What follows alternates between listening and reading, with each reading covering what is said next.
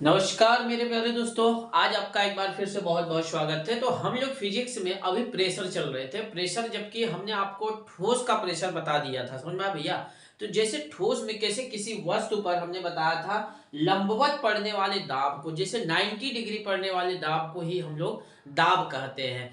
आखिर दाब को हम लोग कैसे कम कर सकते थे, मैंने कल ही आपको बताया था। दाब का B बराबर F अपान A था। अगर हम बल को बढ़ाएंगे तो ऑटोमेटिक दाब को बढ़ेगा, लेकिन कहीं न कहीं अगर हम एरिया को कम या ज्यादा करके नुकीली चीजों को बना के हम दाब को अधिक लगा सकते हैं। जैसे चाकू होता है, चाकू का आगे का सिरा नुकीला इसीलिए बनाया जाता है किसी को धमकने के लिए कि नहीं चढ़ा दीजिए। तो चाकू का अकेले, जैसे आप पेन ही यूज करते हैं, देखें करिए पेन का सामने वाला का क्षेत्रफल कम कर दिया जाता है। क्षेत्रफल कम करने से क्या होगा, दाब अधिक लगता है।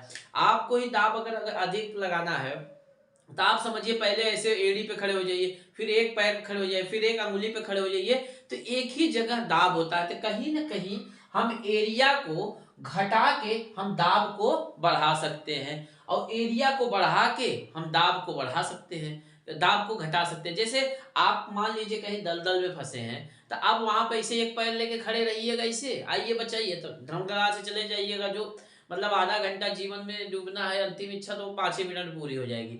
आप जब दलदल में होते हैं क्या करना पड़ता है, आपको लेट जाइए, समझ में आया? लेटने से क्या होता है, तो आपकी जब क्षेत्रफल बढ़ जाएगा तो दाब कम हो जाएगा, समझ में आया भैया। तो दाब बढ़ने के लिए बल भी बढ़ा सकते हैं, लेकिन उसमें क्या होगा, आपकी ऊर्जा लॉस होती है। मैंने पिछली ही क्लास में आपको ये सब चीजें बता दिया था। आज हम चलते हैं वायुमंडलीय दबाव, एटमॉस्फेरिक प्रेशर जो होता है वो क्या होता है। देखिए, जो हमारी पृथ्वी है जिसपे हम लोग जीवन यापन कर रहे हैं, हमारे ऊपर कई वायुमंडल की परतें हैं। जैसे ये हमको बचपन से ही समझिए कि जब से पैदा हुए या जब से पृथ्वी, तब से ये वायुमंडल के परतें हैं। जैसे ये देखिए, ये हमारी क्या हो गई भैया, पृथ्वी हो गई। अब इनमें क्या है, जैसे पहले क्षोभ मंडल, ठीक है, फिर मध्य क्षोभ पर, देखिए ऐसे यहाँ पे क्या है, मंडल है, समझ में आ भैया। तो इसमें क्या है, जैसे क्षोभ मंडल हुआ, फिर समताप मंडल हुआ, फिर आयन मंडल हुआ, मध्य मंडल हुआ, बहिमंडल हुआ। तो ये इसी हिसाब से ये कहीं ना कहीं हमारे पृथ्वी पे हम पे दाब लगा रही है, समझ में भैया। तो हमारे ऊपर कहीं ना कहीं ये क्या कर रही है, दाब लगा रही है। ये दाब हम लोग बचपन से ही झेल रही है। अब ध्यान दीजिएगा, तो इसके अंदर आपका भी बीपी होता है, ब्लड प्रेशर, ब्लड प्रेशर। तो ब्लड जो प्रेशर होता है भैया, 120/80 होता है। तो ये जो पृथ्वी का ये जो दाब लगता है ये हवाओं का, कहीं ना कहीं ये हमारे शरीर का जो ब्लड का सर्कुलेशन होता है, ये भी तो बीपी है ना। तो बीपी जो ब्लड सर्कुलेशन, इसको जो है सब हमारे और इनके बीच में जो है सामंजस्य बैठाए रखता है, समझ में आ भैया। वो आता है ऊपर से, चल ठेल नीचे, तो ये क्या करता है, हमको ठेल ले आया, ले धड़ाक से। तो ये दोनों चीजों का सामंजस्य जो होता है, हमारा ब्लड प्रेशर क्या होता है, बनाए रखता है। इसीलिए ध्यान दीजिएगा, जब आदमी की डेथ हो जाती है, जब आदमी डेथ हो जाती है, तो उनका शरीर भारी क्यों हो जाता है, कहीं ना कहीं ध्यान दीजिएगा, ये हावी हो जाता है। ये जो एटमॉस्फेरिक जो प्रेशर है वो हावी हो जाता है, ब्लड प्रेशर ये कम हो जाता है, ये खत्म हो जाता है। भाई जब किसी की डेथ हो जाती है तो ब्लड प्रेशर काम करना बंद हो जाता है। तो इसके बाद जो भारी क्या, कि ये जो हवाओं का प्रेशर होता है वो आ जाता है उसके अंदर। तो इसीलिए कहा गया, देखिए कभी कभी जो डेथ होता है जिसकी, तो वो क्या होते हैं, मतलब उनका शरीर भारी हो जाती है। अब ध्यान दीजिएगा, कभी कभी जैसे पहाड़ पे जब आप चढ़ते हैं या हवाई मतलब किसी यात्रा पे जाते हैं, हवाई जहाज में जब ऊपर जाते होंगे ना, तो आपको देखा करिए कभी कभी आंख या कान नाक, ये जो जहां जहां पतली नसें हैं वो दर्द करते हैं। क्योंकि भैया देखिए, हम जब ऊपर जा रहे हैं तो कहीं ना कहीं ये जो प्रेशर है छोड़ते जा रहे हैं, इसका प्रेशर बढ़ते जा रहा है एटमॉस्फेरिक का। तो हम इसीलिए ऊपर जैसे जाते हैं, जैसे पहाड़ वहाड़ पे चलते हैं, तो हम नीचे हवा को छोड़ देते हैं, कुछ जो प्रेशर होता है हम छोड़ देते हैं नीचे, तो प्रेशर क्या हो जाता है, कम हो जाता है। जैसे पतली जो नसें होती है, जैसे नाक का हुआ, आंख का हुआ, कान का, ये कभी कभी मतलब इनसे कहते हैं ना कि नाक मतलब ये दर्द करने लगते हैं, और कभी कभी इन्हीं से ब्लड आना शुरू हो जाता है। कभी देखा करिए ऊपर कोई जाता है ना, ब्लड आना शुरू हो जाता है नाक से। तो ये किस कारण होती है, क्योंकि हमारा जो एटमॉस्फेरिक प्रेशर, आप जब ऊपर जा रहे हैं तो कुछ हवाओं को जो भारी गैस छोड़ रहे हैं, तो आपका जो भाई, इसको थोड़ी पता है कि जिसे शरीर 120/80 है, इसको थोड़ी पता है कि हाँ ऊपर चलना है तो अब इसको कम करना है। भाई इसको थोड़ी पता। तो जब आप ऊपर जाते हैं ये अपना काम करता रहता है, लेकिन जो हवाओं का प्रेशर है वो अधिक रहता है, तो ये क्या होता है, उबाल मार देता है। जैसे किसी किसी कब कब कोई कोई होता है, किसी का नहीं होता। तो जो कमजोर नसें होती हैं वो होती है, समझ में आ भैया। तो वायुमंडलीय समझ में आ, वायुमंडलीय दाब समझ में आ भैया कितने लोगों को, वायुमंडलीय दाब कितने लोगों को समझ में आया भैया। समुद्र तल पर सबसे ज्यादा वायुमंडलीय दाब अगर पूछा जाएगा, अगर आपसे पूछा जाएगा कहां पे सबसे ज्यादा वायुमंडलीय दाब होगा, तो आपको बताना है भैया समुद्र तल पर। कहां भैया, देखिए समुद्र, समुद्र तल पर वायुमंडलीय दाब सबसे अधिक होगा। वायुमंडलीय दाब सबसे अधिक कहां होगा भैया, समुद्र तल पर वायुमंडलीय दाब सबसे अधिक होता जाता है, समझ में आ भैया। सबसे अधिक कहां होगा, इसीलिए देखिए अगर पहाड़ या हवाई जहाज में जाया करिएगा तो कलम की स्याही जो होती है वो भी कभी कभी लीकेज कर देती है। क्यों भैया, देखिए यहाँ पे जब बनाया गया इसका जो प्रेशर है हवाओं का, अब जब आप ऊपर जा रहे हैं तो क्या हुआ, भारी गैसें नीचे हो रही हैं, तो इसका जो दबाव है ये झेल नहीं पाता, तो ऊपर से निकल जाता है, खराब कर देता है। कई का कहते हैं अरे चलो नई नई शर्ट खराब हो गई हो, तो समझ में आ। तो इसीलिए ये सब चीजें उदाहरण आते रहते हैं, समझ में आ भैया। कलम की स्याही, नाक से खून आने लगता है, समझ में आया, ये सब चीजें होती रहती हैं। जब वहां जाते हैं भैया प्रेशर कम हो जाता है, इसीलिए खाना भी देर से पकता है। अगर पहाड़ पे आप खाना जैसा ऊंचाई बताइएगा तो वहां खाना जो होता है देर से, क्योंकि भैया प्रेशर नहीं रहेगा, जल्दी उबलेगा ही नहीं। तो प्रेशर के नाते ही तो उबलता है, तो उबलेगा ही नहीं, समझ में आया भैया। समझ में आया ये भैया। तो वायुमंडलीय दाब जो होता है, वायुमंडलीय जो दाब होता है वो किससे नापा जाता है भैया, वायुमंडलीय जो दाब होता है, वायुमंडलीय दाब बैरोमीटर से मापा जाता है। किससे भैया, बैरोमीटर, इसको नोट कर लीजिएगा। वायुमंडलीय जो दाब होता है उसको हम लोग किससे नापते हैं भैया, बैरोमीटर से। समझ में आया, वायुमंडलीय दाब किससे नापते हैं भैया, बैरोमीटर से। बैरोमीटर जो होता है भैया ये दो प्रकार के होते हैं, कितने, ये बैरोमीटर जो होता है दो प्रकार के होता है। एक होता है एनराइड, एक फोर्टीन होता है। एक होता है भैया एनराइड, एनराइड, और एक होता है भैया फोर्टीन बैरोमीटर। सुना भैया, एक होता है एनराइड बैरोमीटर, एक होता है फोर्टीन बैरोमीटर। बैरोमीटर कितने प्रकार के हुए भैया, दो प्रकार के होते हैं, एक एनराइड होता है, एक फोर्टीन। एनराइड जो बैरोमीटर होता है ये ऊंचाई मापने के लिए होता है, कितना भैया, ऊंचाई। एनराइड बैरोमीटर से हम लोग क्या नापते हैं भैया, ऊंचाई नापते हैं, इसीलिए इसको एल्टीमीटर भी कहा जाता है, अल्टीमीटर, ALTIER, अल्टीमीटर। तो इसीलिए ध्यान दीजिएगा बैरोमीटर दो प्रकार के होते हैं। जो ऊंचाई नापी जाती है वो एनराइड बैरोमीटर से नापी जाती है, इसको एल्टीमीटर भी कहा जाता है, समझ में आया भैया। और जो दबाव होता है, फोर्टीन जो बैरोमीटर होता है ये दबाव को मापता है, किसको भैया, दबाव को। तो दबाव जब मापेगा तो मौसम की जानकारी इसी से निकाली जाती है, किससे भैया, मौसम की जानकारी जो होती है 14 बैरोमीटर से मापी जाती है। तो दबाव जब होगा तभी तो होगा, समझ में आया भैया। तो ये ध्यान दीजिएगा कि बैरोमीटर जो होते हैं दो प्रकार के, एक एनराइड, एनराइड जो होती है ऊंचाई को नापी जाती है, ऊंचाई जैसे हवाई जहाज से। और ये जो 14 जो होती है ये मौसम की जानकारी देती है, समझ में आया भैया, मौसम की जानकारी देती है, दबाव को जानकारी देती है, दबाव को। और एनराइड जो होती है इसको एल्टीमीटर भी कहा जाता है, याद रखिएगा, एल्टीमीटर मतलब ऊंचाई का नापना, समझ में आया भैया। तो ये समझ में आया भैया। तो ये चीजें समझ में आई कि नहीं। यदि अब देखिए बैरोमीटर का तो हमने आपको पहले बता दिया, यदि किसी बैरोमीटर का अचानक नीचे आ जाए, जो बैरोमीटर है अगर अचानक नीचे आ जाए तो समझिए तूफान आने की संभावना है। धीरे धीरे नीचे आए तो बादल होगा, अगर धीरे धीरे ऊपर जाए तो समझिए क्या होगा, साफ मौसम होगा। अगर ध्यान दीजिएगा अचानक नीचे आया, अचानक, अचानक नीचे आया तो समझिए क्या होगा भैया, तूफान, समझा भैया, तूफान। और धीरे धीरे अगर नीचे आया, धीरे धीरे नीचे आया तो समझिए वर्षा आएगा, समझा भैया। अगर धीरे धीरे आ रहा है तो वर्षा बादल होगा। और ऊपर जाएगा, ऊपर जा रहा है धीरे धीरे, अगर धीरे धीरे ऊपर जा रहा है तो समझिए साफ मौसम होगा, क्या होगा भैया, एकदम सुहावना मौसम।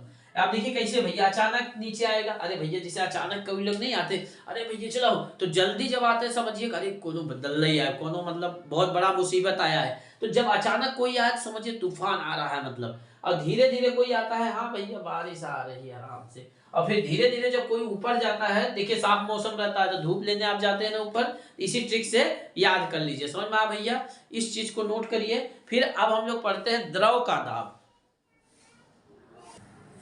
अब देखिएगा भैया द्रव का दाब कैसे होता है, ध्यान दीजिएगा। वायुमंडलीय दाब में क्या होता था, जैसे जैसे आप ऊपर जाते थे तो प्रेशर क्या होता था, कम होता था। लेकिन द्रव भैया डायरेक्ट उल्टा होता है।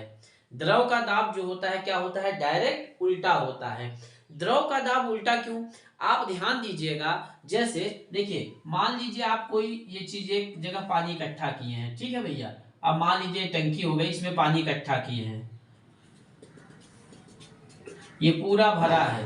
अब आप बताइए, हम एक नल यहाँ पे लगा दिए, मान लीजिए इनका नाम मान लीजिए ए रख दिए, इनका नाम बी रख दिए, इनका नाम सी।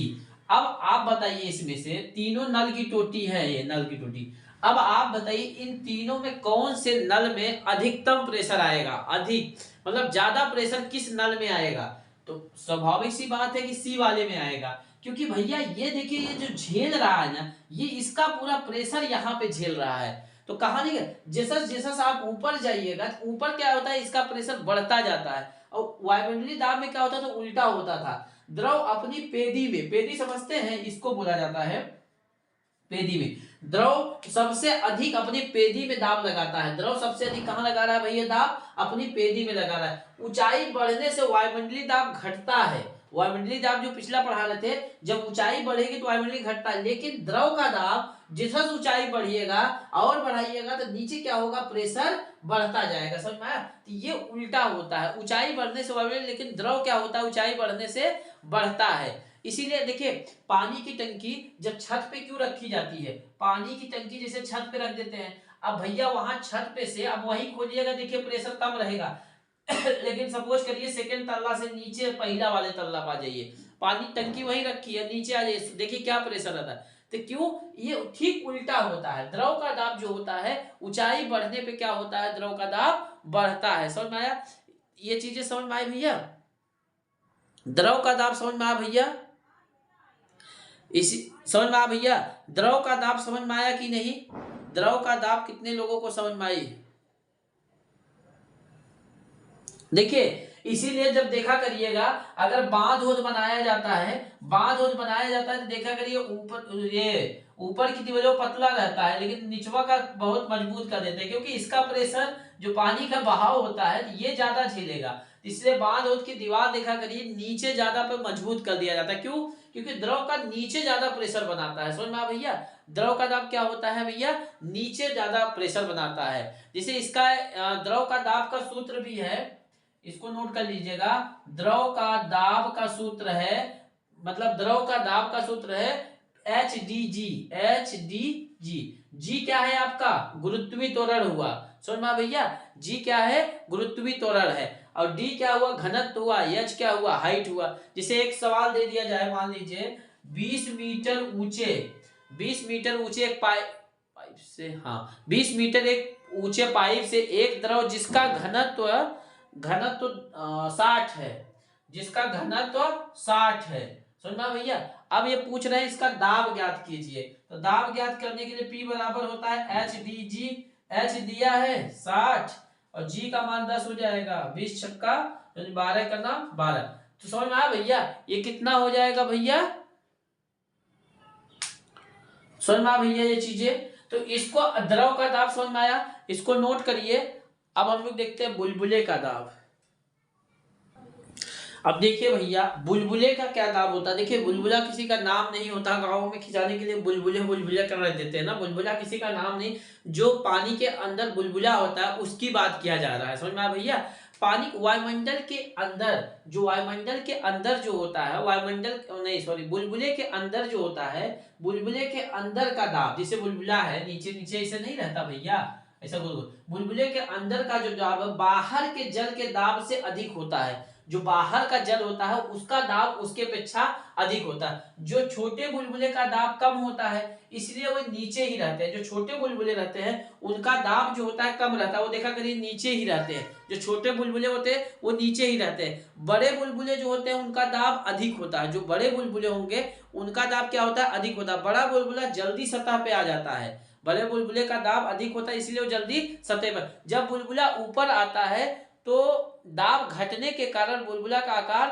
बड़ा हो जाता है। देखिए पहले छोटा बुलबुला रहता है उनका दाब अधिक रहता है, जैसे जैसे वो ऊपर जाते हैं तो उनका दाब क्या होता है, कम होते जाता है। तो वो क्या होता है, उनकी आकृति देखा करिए बड़ा होते जाते हैं। बड़ा होते होते एक समय धड़ाम से फूट जाते हैं, समझ में। तो पहले छोटा बुलबुला क्यों नीचे रहते हैं, क्योंकि उनका दाब जो होता है अधिक रहता है। जैसे जैसे वो ऊपर जाते हैं तो उनका प्रेशर क्या होता है, कम होते जाता है। वो फूलते हुए बड़े बड़े एक समय बड़े हो जाते हैं। आप लोग जब घर में रहते हैं तो देखा करिए साबुन से ऐसे करके ऐसे पहले फूकते हैं, तो पहले फूकते हैं तो देखा करिए वो बड़ा होते जाता है, बड़ा होते जाता है। क्योंकि देखिए उसका प्रेशर जैसे जैसे ऊपर आ रहा है, जैसे हाथ में रहेगा पहले छोटा, ऐसे फूकिएगा तो वो हटेगा यहाँ से। अब प्रेशर हट रहा है, फिर बड़ा बड़ा धीरे धीरे बड़ा बड़ा होते होते एक समय जाके फटाक से फूट जाता है। जब आप कभी मतलब बचपन में यूज करिए, अभी भी ऐसे करके साबुन से ऐसे फुलाइएगा तो आज भी होता है। तो जैसे जब उसका प्रेशर हटता है तो वो क्या होता है भैया, अपना अपना धीरे धीरे आकृति को अपने बड़ा करता है। तो एक समय वो झेल नहीं पाता, क्या होता है, फूट जाता है। समझ में आ भैया ये चीजें।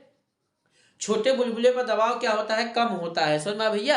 तो जो जो ये देखिए जैसे इसमें CO2 ही तो भरा रहता है, क्या होता है, कार्बन डाइऑक्साइड। देखा करिए जो कोल्ड ड्रिंक रहता है ना तो उसमें CO2 भरपूर मात्रा में, से जो थम्स अप होता है कोको कोला, उसमें देखा करिए पिया करिए तो यहाँ जलने लगता है, क्योंकि CO2 की मात्रा बहुत अधिक हो जाता है। जैसे स्प्राइट रहता है ना तो उसमें कम है इसलिए वो कम जलता है, लेकिन थम्स अप कोको कोला में इसमें CO2 की मात्रा बहुत हो जाती है इसीलिए वो जलने लगता है। तो ये चीजें समझ में आई बुलबुले वाला। अब आते हैं हम लोग गुब्बारे का दाब। देखिए गुब्बारे के अंदर का दाब बाहर के वायुमंडलीय दाब से अधिक होता है। जो गुब्बारा होता है उसके जो अंदर का दाब होता है तभी तो फूलता है, बाहर के दाब से बहुत कम होता है। इसलिए ऊंचाई जाने पर वायुमंडलीय दाब घटता है। तो जब ऊंचाई पे जाता है तो वायुमंडलीय दाब उसमें से घटता जाता है, घटता जाता है। एक समय फिर वो जाकर ऊपर झेल नहीं पाता तो वो क्या होता है, फूट जाता है। समझ में आ भैया। तो फूट जाता है, समझ में आ भैया। गुब्बारा का समझ में आया भैया, गुब्बारे का समझ में आया। तो अब ध्यान दीजिएगा, गुब्बारे का समझ में आया भैया। अब यहाँ पे बुलबुला भी समझ गए, गुब्बारा भी समझ गए। अब एक समझिए पाइप के अंदर का दाब।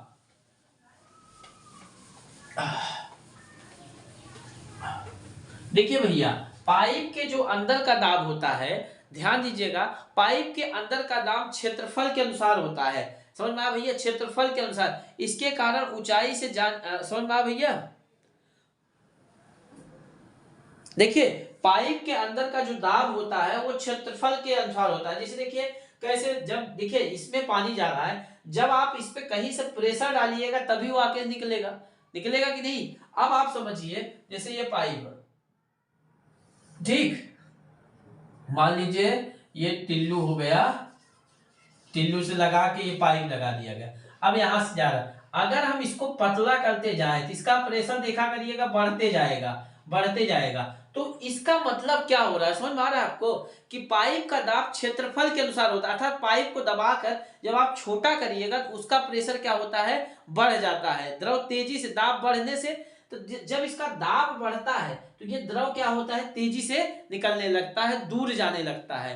तो समझ में आया भैया, पाइप के अंदर का क्षेत्रफल के अनुसार साइड होता है। दाब बढ़ने से द्रव क्या होता है, तेजी से निकलने लगता है।